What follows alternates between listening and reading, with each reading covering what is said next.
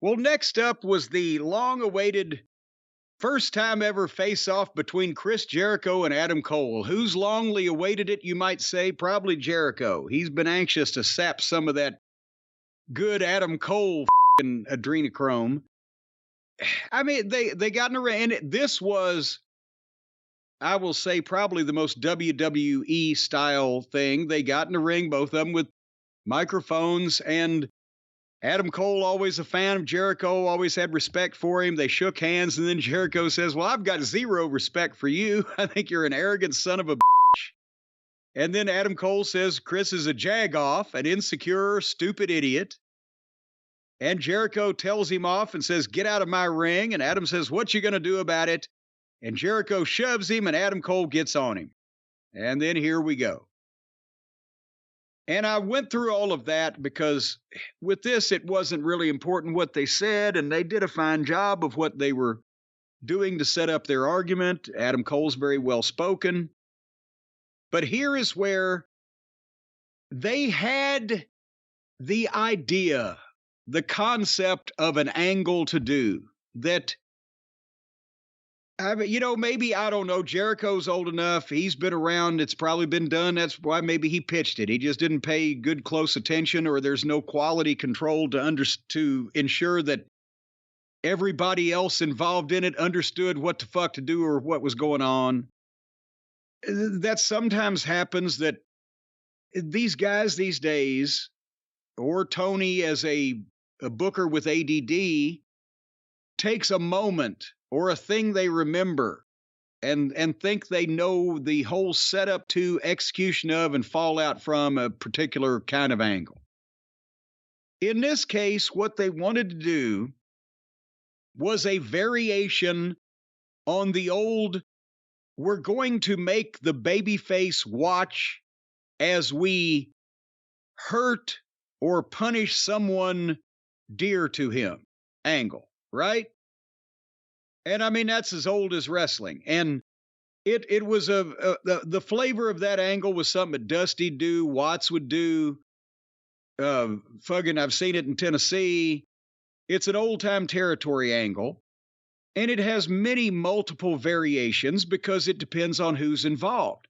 The only thing you really need, the thing you most need, is you have to have a top baby face with an affiliation with, a relationship with someone weaker, lower on the card, younger, more sympathetic, and that's the person that is punished to get at that top baby face, whether it is a protege, whether it's a child or a younger brother, or even just, a young protege they've taken under the wing, whatever the case. I remember Chief Thundercloud and Danny Little Bear, when they were a team for a couple of years. They did this, I think, in Nick's end and Tennessee and Memphis end also. Chief Thundercloud, one of his sons was their drummer boy. Actually, I think he had two sons at various times. One or the other, both of them did it, Chewy and Chato. But anyway, the heels, in this case, I think it was Dutch Mantell and David Schultz, attack and beat up this 15-year-old drummer boy. He's the one that accompanied him to the ring. They were baby faces, but when they'd get in trouble, he would beat on the drum and the fans would make noise, and that would spur the Indian to get up and make a comeback. Or, I mean, we stole it and updated it in Smoky Mountain 30 years ago with Jake the Snake and Dirty White Boy. Everybody in Knoxville knew that the Dirty White Boy and the Dirty White Girl, Kim, who had been involved with Continental Wrestling and on programs for years, they were married for real, together, a couple. So Tony Anthony gets handcuffed to the top rope, and Jake the Snake DDTs Dirty White Girl right in the middle of the ring, right in front of him. He can't do anything about it. And then, of course, Jake no-shows, and he never did do anything about it. Poor White Girl went unavenged. But so that angle is old and has been done in every territory over the period of time. They had that idea. The problem was in the execution, and because they made it complicated, and because Again, I know everybody knows Adam Cole and Britt Baker are together, but unless, and you have the rule that a man can't do something to a woman, especially with a kendo stick. But if you have that, then this was not the place to do this particular angle, because what they did was when Jericho gets in a fight with Cole, Garcia comes in and they start beating up Adam Cole. And then Britt Baker comes in and pulls Jericho off of Adam Cole and slaps him in the face. And now at that point, if they wanted to do this angle, then honestly, fuck the kendo stick. Jericho should have just put the goddamn walls of Jericho on Britt. Because they could have never done that. Well, but think about this. How many Boston crabs have ever been used in a domestic dispute? You're not punching her. You're not hitting her. Scoop the ankles, turn her over, and put a Boston crab on her. Explain to me how that. You can't say it without smiling and laughing. I hear it in your voice right now. Well, what would the network say? My advocation is don't do this angle then. But if they'd have had Jericho put her in the Boston Crab, that may have been one thing. But nevertheless, here's what happened. Why not hit her with the Judas while he's at it? Well, no, but see, that's a strike. A scoop slam. A scoop slam on a... How many times you have a full scoop slam in a fucking domestic dispute? And I've always thought the turning over the knee and spanking if it was a heel girl, but that wouldn't have worked here. But nevertheless, what they did was as soon as Britt slaps Jericho, Saraya, Tony Storm, and Ruby Soso come out from underneath the ring and attack Britt. And they're the ones that then beat Britt. So now he's mixed what's allegedly a top angle, Jericho and Cole, in with the fucking girls program. And besides that, the execution of this, what I'm about to say next, did you see how they handcuffed Adam Cole to the bottom rope?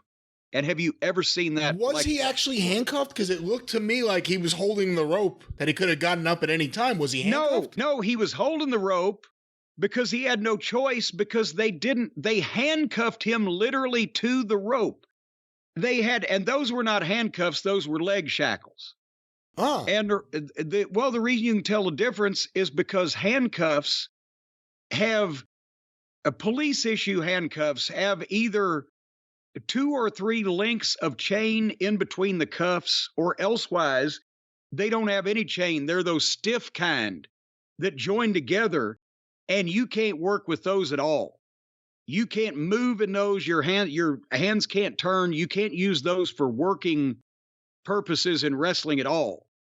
The handcuffs that have 2 or 3 links of chain in between them are a little awkward, but those are regular police issue handcuffs and you can work with them.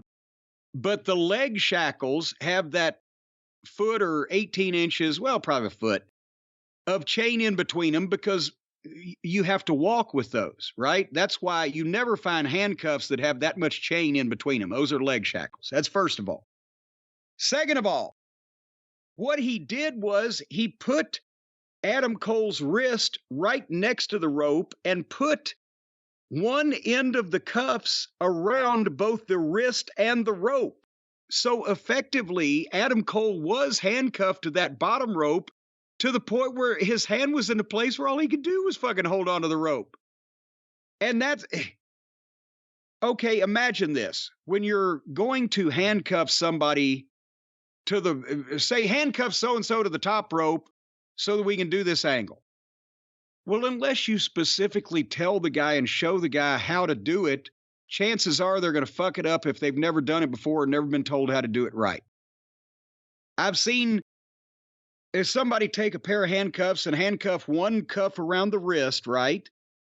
And then handcuff the other cuff to the top rope or to one of the ropes.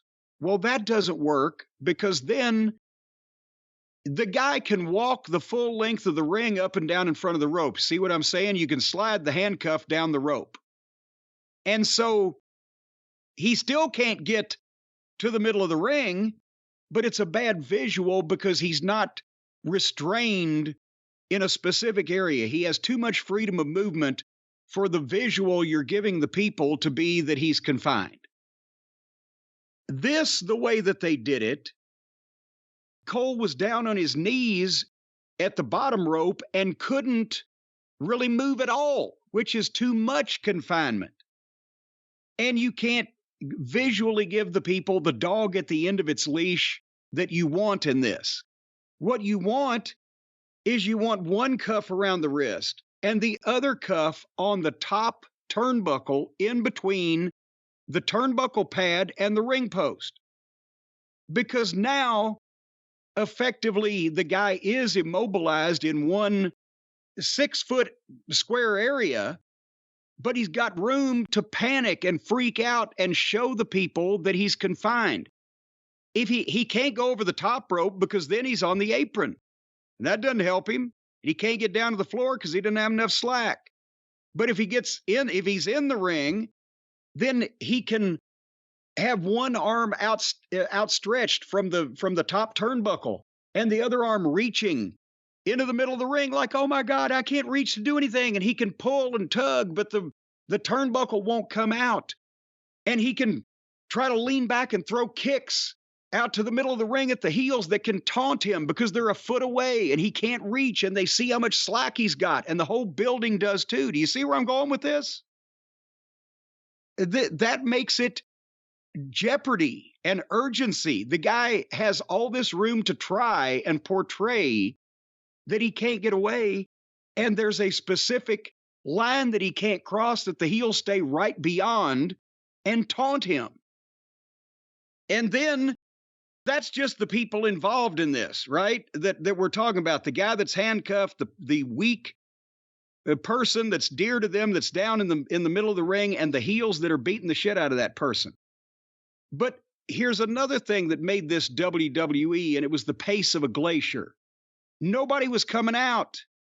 Nobody was trying to help. Where was Jamie Hayter? Well, yeah. Where was Jamie Hayter? Where was anybody?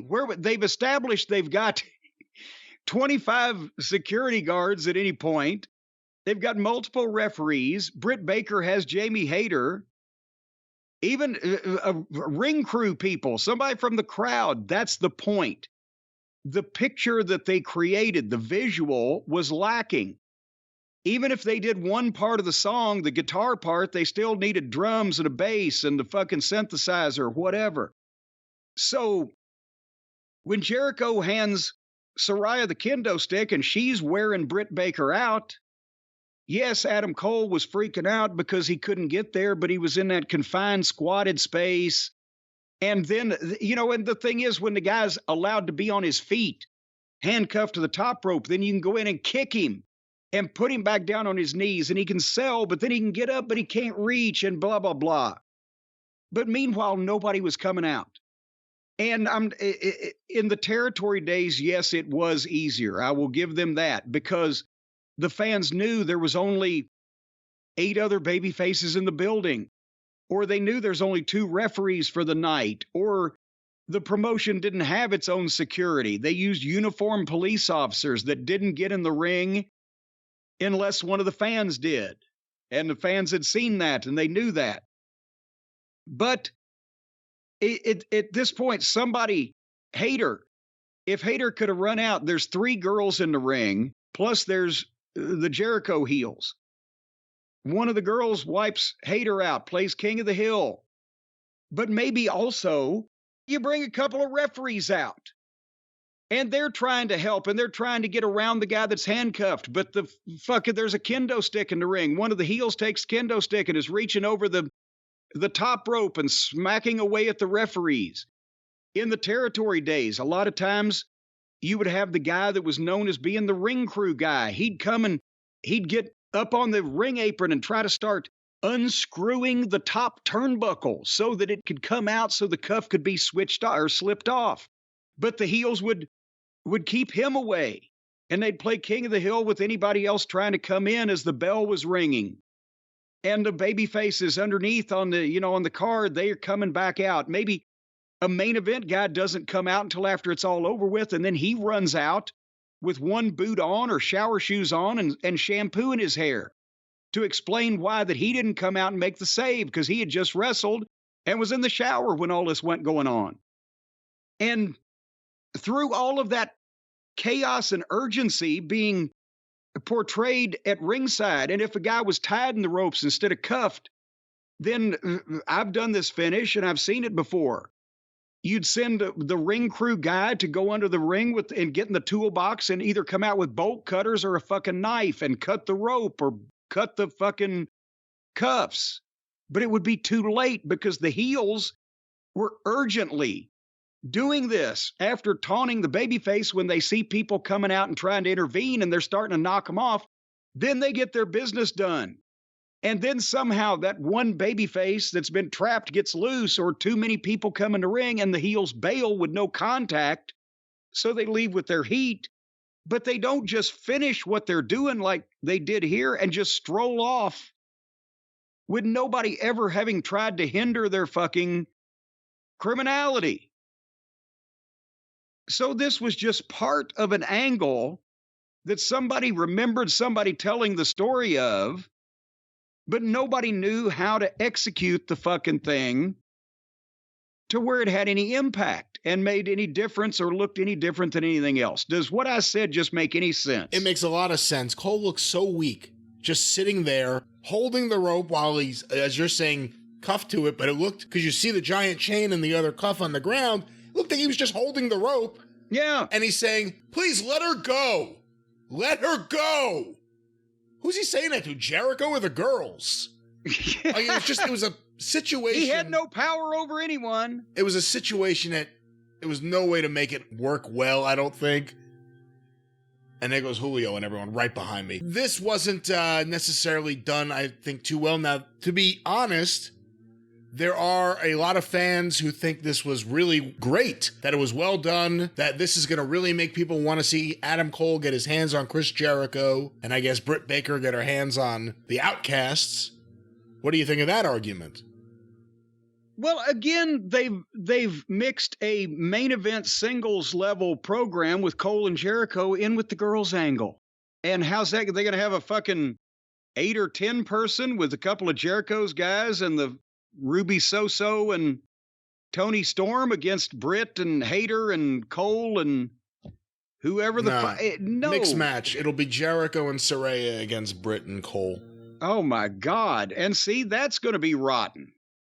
And so they decided they were going to do this, and then they put everybody else into it that they had to put into it, and they watered it down, and they didn't know how to execute, and nobody's probably ever seen it before done live in person properly. And if people liked it, well, imagine what they would have thought if they'd have seen it done properly in person before they saw this. Hey, once again, you want to give someone a chance. This is the second time they've debuted Adam Cole, and I'm so unimpressed with everything they've done with him. And he looks weak. And I know there are people that watch that reality show that say if you watch that, Cole and Britt come off like the biggest, especially Cole, like the biggest baby faces. There are people that don't think Britt came off well, but I've had people tell me that if you want to hate Britt Baker, watch that program and you will hate her by the time it's over with. Well, I've also heard some people think the other way. Other people think Sammy Guevara comes across as very sweet and charming on that show. I mean, a lot of people have different thoughts about it, but I don't like the way they're using Adam Cole. And again, he's another one of these guys that Tony Khan loves maybe more than most wrestling fans would. But I guess the point is, before we move on quickly, when they try to redo these angles from the past and nobody has the context on what instigated them, how they were done, how exactly they're executed, how everybody needs to play their part and what comes out of it, it's like when Shitstain, he remembered Piper hitting Snuka with the coconut. And so he wanted to do moments of people getting hit with coconuts without any of the context that made it memorable and the talent that made it memorable. But and that's something I used to, again, go over with guys in OVW, especially when we were training people from scratch on how to do these things. And guys got practice not in how to be the integral parts of the angle, but in how to be the support and the fill for the angle. The guy's running out, the guy's getting knocked off the apron, the guy coming out with the fucking bolt cutters, the staggered timing of the run-ins to where everybody was accounted for and reasonably busy. And I would ask guys when they come to me with finishes, I'd say, okay, give me the finish you want to do. Bing, bing, bing. Okay, where's Brian? He's not accounted for. Oh, he got drop kicked. Well, he got drop kicked between 45 seconds and a minute ago. So where is he now? Because he wouldn't sell that for a minute. And make sure that nobody ends up with their dick in their hand, standing around in the way, or obviously not having anything to do when they could be doing something if they wanted to. They could, if they're not supposed to help the situation, but they have an obvious opportunity, then they have not either been taken care of in the finish to be placed in the right place, or known how to take care of themselves to not be caught in that predicament.